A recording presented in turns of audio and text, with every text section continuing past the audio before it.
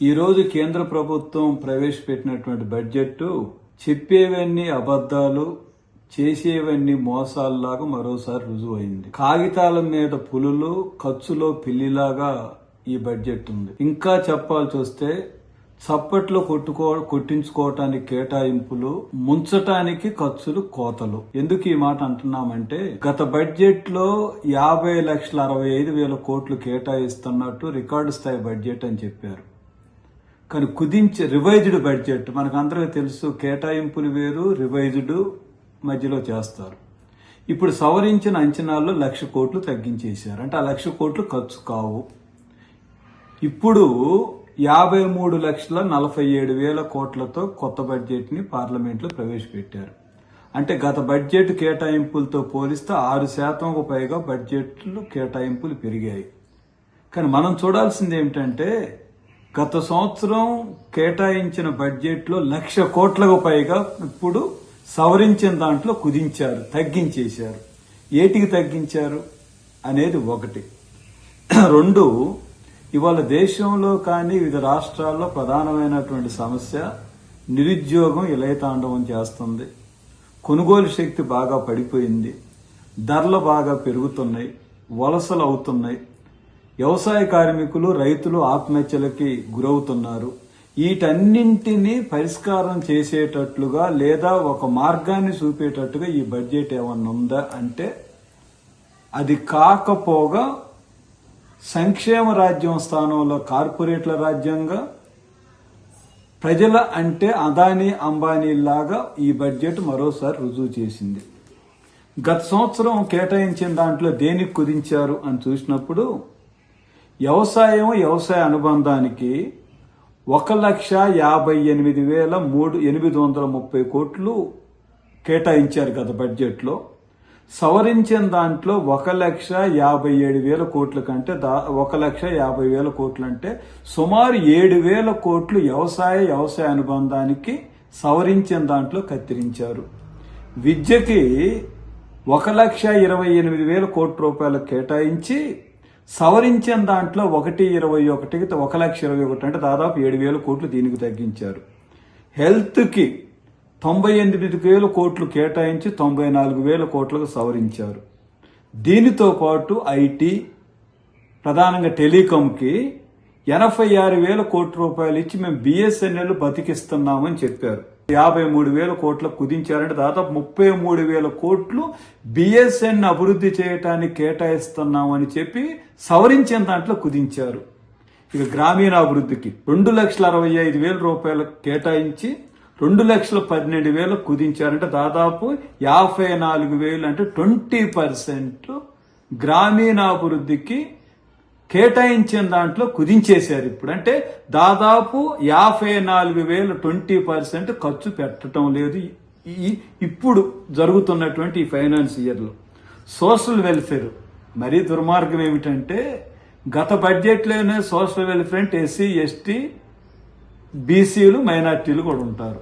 అందరికీ కేటాయించింది 60,000 కోట్లు అయితే, కుదించింది అంటే ఖర్చు చేసింది, ఖర్చు చేయబోయేది ఎంత అంటే 50,000 కోట్లు అంటే 18% తగ్గింది.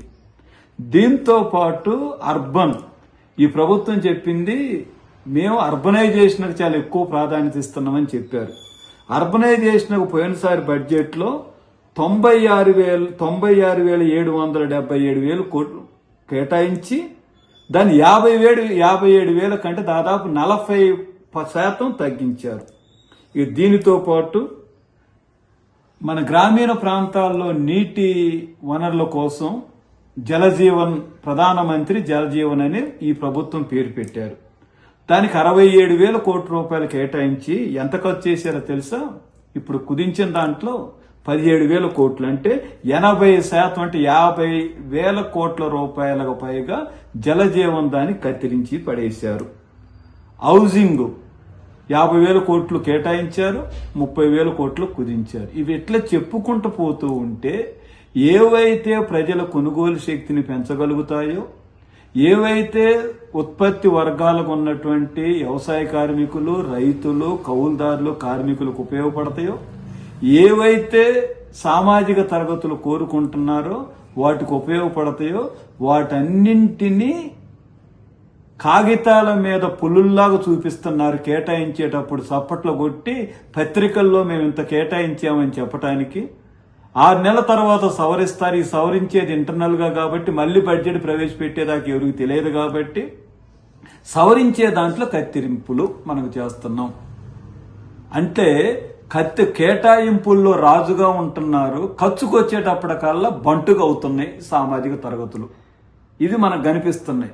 కేటాయింపులు కూడా ఎక్కువ ఉంటున్నాయని కాదు, కనీసం కాగితాల మీద మేము ఎక్కువ కేటాయిస్తున్నట్టు మేము రాజుల్లాగా చూస్తున్నట్టు చెప్తున్నారు. కానీ చివరికి జరుగుతుంది పిల్లిలాగా అవుతా ఉంది. కాబట్టి మరి దేనికి మీరు ఎక్కువ చేస్తున్నారు? అభివృద్ధి అని చెప్తున్నారు కదా. మన బడ్జెట్లో 28% వడ్డీలు చెల్లించడానికి సరిపోతుంది. 28%. అలాగే డిఫెన్స్ పేరుతో, ఆయుధాలు కొనే పేరుతో 10% దానికి కేటాయిస్తున్నాం. మరి మిగిలిన వాటి పరిస్థితి ఏమిటి? మిగిలిన రంగాల పరిస్థితి ఏంటి? ఇవాళ ఫుడ్ సెక్యూరిటీ గురించి మనం ఆందోళన చెందుతాం. న్యూట్రిషన్ ఫుడ్ కావాలంటే అందరూ చెప్పేది న్యూట్రిషన్ ఫుడ్ అని అంటే బియ్యము లేకపోతే అది కాదు, పోషకాహారం లభిస్తున్నటువంటి క్వాలిటీ ఫుడ్ కావాలని చెప్తున్నారు. పోయిన సంవత్సరం 2,27,000 కోట్లే ఇచ్చారు, ఈ సంవత్సరం 2,27,000 కోట్లే ఇచ్చారు. అంటే మీరు అదనంగా ఎలా మీరు ఆహారాన్ని సమకూర్చగలుగుతారు?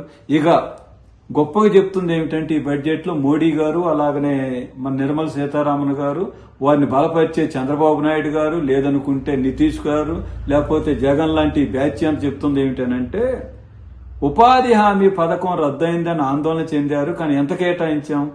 ఇప్పుడు ఉపాధి హామీ మహాత్మా గాంధీ పేరుతున్న దానికి 30,000 కోట్ల రూపాయలు, దాంతో పాటు జీరాంజీ పేరుతో వచ్చిన కొత్త దానికి 95,000 కోట్లు, మొత్తంగా 1,25,000 ఖర్చుకు 1,25,000 ఇచ్చాం.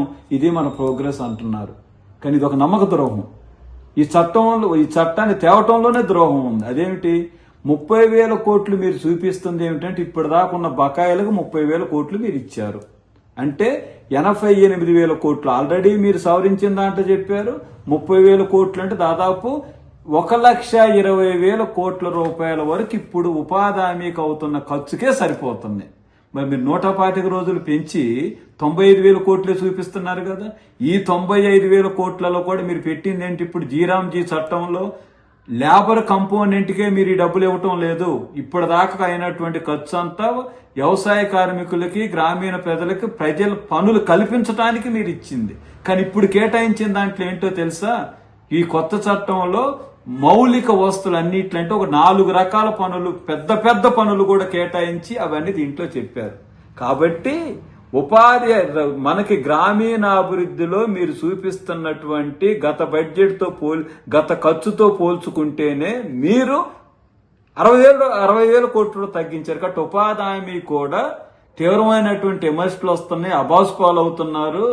అలాగనే ఉపాధి హక్కును రద్దు చేస్తున్నారు అనేటటువంటి విమర్శ వస్తుంది. కాబట్టి కాగితాల మీద మాత్రం చూపించే ఇది కూడా 125 రోజులు మీరు అనుకున్న దానికి సరిపోయేది కాదు. పాత బకాయిలు తీర్చడానికే ఇప్పుడు మీరు చూపించినటువంటి 30,000 కోట్ల రూపాయలు సరిపోతాయి తప్ప ఈ రీత్యా చూసినా మీకు నిజంగా ఉపాధి హామీ మీద, గ్రామీణాభివృద్ధి మీద గనక ప్రేమ ఉంటే 2,50,000 నుంచి 3 లక్షల కోట్లు కేటాయించాలి. అప్పుడు మీ నిజాయితీ ఉంటుంది. ఇక దానికి నిజాయితీ గురించి కాబట్టి ఫుడ్ సెక్యూరిటీకి పెంచలేదు. ఆశ్చర్యకరం ఏంటంటే ఫెర్టిలైజర్స్, యూరియా కొరతను మనం చూస్తున్నాం ఉభయ తెలుగు రాష్ట్రాలకు, దేశం అంతా. యూరియాకి సవరించినటువంటి ఫెర్టిలైజర్ సబ్సిడీ అంటే యూరియా ప్రధానమైంది, డిఏపి కొంత ఉంటుంది. 1,86,000 రూపాయలు ఈ సంవత్సరం సవరించిన దాంట్లో చూపించి అంత ఖర్చు అవుతుందని చెప్పి ఈ సంవత్సరం 1,70,000 కోట్లకు మీరు కుదించారు. అంటే ఖర్చు అవుతున్న దాంట్లో 16,000 కోట్ల రూపాయలు తగ్గించారు ఈ బడ్జెట్లో. అంటే అర్థం ఏమిటి? రాబోయే కాలంలో ఫెర్టిలైజర్స్ కి మేము సబ్సిడీని తగ్గిస్తాం అని చెప్పటం కాదా 16,000 కోట్ల రూపాయలు తగ్గించడం అంటే? అలాగనే అర్బన్ డెవలప్మెంట్ కి 50,000 కోట్లు తగ్గించారు. పెన్షన్ కి, ఓల్డ్ ఏజ్ పెన్షన్ కి పోయినసారి 9,400 కోట్లే, ఇప్పుడు 9,400 కోట్లు, వచ్చేసారి 9,400 కోట్లు. అంటే పెన్షన్లకు డబ్బులు పెంచరా మీరు? ఈ ముసలోళ్ళు అవుతున్నటువంటి వాళ్ళ సంఖ్యను మీరేంటి అంటే రాష్ట్ర ప్రభుత్వాలు 2,000, 3,000, 1,500 రూపాయల దాకా పెన్షన్లు ఇస్తా ఉంటే రాష్ట్రాలు భరించడం తప్ప కేంద్ర ప్రభుత్వం మాత్రం మేము అదనంగా పెన్షన్లకు ఇచ్చేదే లేదు అనే పద్ధతిలో మీ వైఖరి మాకు కనిపిస్తా ఉంది. ఇక దీంతో పాటు అత్యంత దుర్మార్గమైనటువంటి కొన్ని అంశాలను కూడా మీ ముందు చెప్పడానికి నేను ప్రయత్నం చేస్తాను.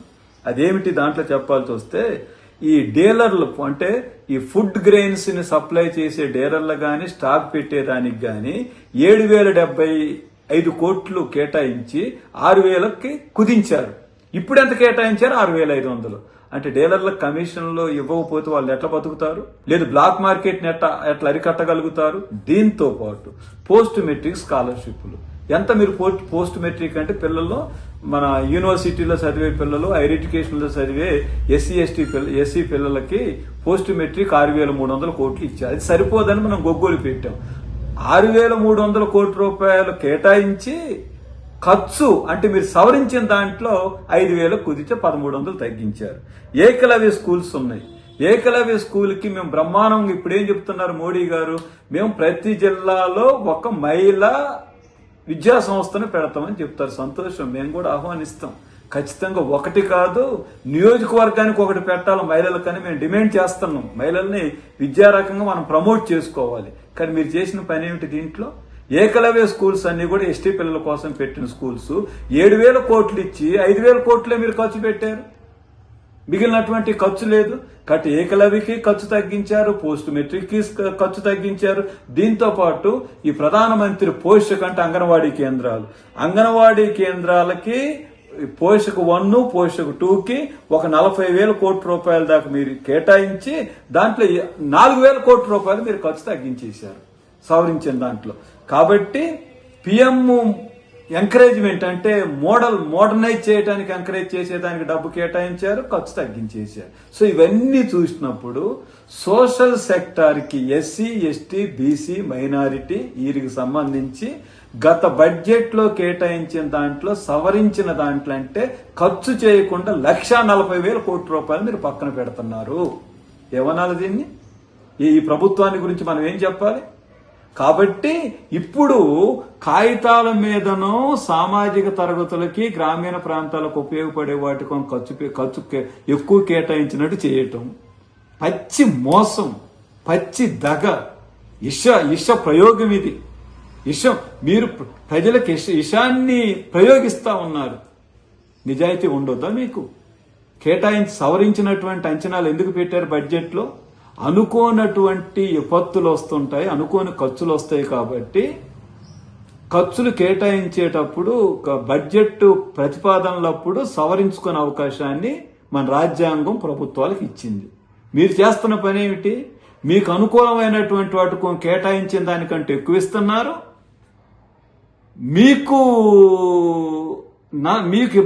మీరు ఎవరైతే టార్గెట్ ఉన్నారో వాళ్ళకి ఎక్కువ ఇస్తున్నారు. సామాజిక తరగతుల్ని, రైతుల్ని, వ్యవసాయ కార్మికులను పక్కన పడేస్తా ఉన్నారు. కార్పొరేట్ ట్యాక్సులు పెరగలేదే. 11 లక్షల్లో కార్పొరేట్ ట్యాక్సులు అయితే 14 లక్షల కోట్ల రూపాయల దాకా మీరు ఇండైరెక్ట్ ట్యాక్స్ జిఎస్టీని పెంచుతున్నారు.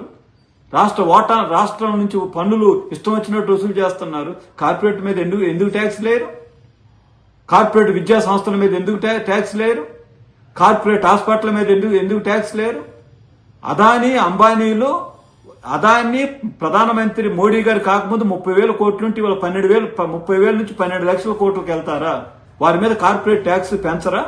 విదేశీ కంపెనీలు వస్తే వాళ్ళ మీద ట్యాక్స్ పంపరా? అంటే వాళ్ళ మీద ట్యాక్స్ పెంచరు. వాళ్ళకి రాయితీలు ఇస్తారు, వనరులు ఇస్తారు, మౌలిక సౌకర్యాలు కల్పిస్తారు. సో కాబట్టి ఏ రీత్యా చూసినా ఇవాళ బిఎస్ఎన్ఎల్ బతికించొద్దా? బిఎస్ఎన్ఎల్ బతికితే లక్షల మందికి ఉపయోగం జరిగిద్ది కదా. దానికి ఎంత కేటాయించారు? 80,000 కేటాయించి పోయినసారి 50,000 కోట్లు ఇప్పుడు ఖర్చు పెట్టకుండా సవరించిన దాంట్లో రద్దు చేసి పడేశారు. అంటే ఏంటి? బిఎస్ఎన్ఎల్ ని మీరు దివాలా తీపించి అంబానీకి అప్పగించడం కాదా మీ ఉద్దేశం? కాబట్టి మిత్రులారా, ఇవాళ ప్రవేశపెట్టినటువంటి మొత్తం బడ్జెట్ ఇది ప్రజా వ్యతిరేకమైంది, ఇష ప్రయోగంగా ప్రజల మీద ఉపయోగించబడ్డది. మోడీ గారు, బీజేపీ వారి మద్దతుదారులంతా చప్పట్లు కొట్టుకోవటానికి తప్ప ఇది ఏ కోశాన్ని అభివృద్ధికరమైన బడ్జెట్ కాదు. మీరు అభివృద్ధి ఆగిపోయింది, అప్పులు పెరుగుతున్నాయి. అభివృద్ధి ఆగింది, అప్పులు పెరుగుతున్నాయి.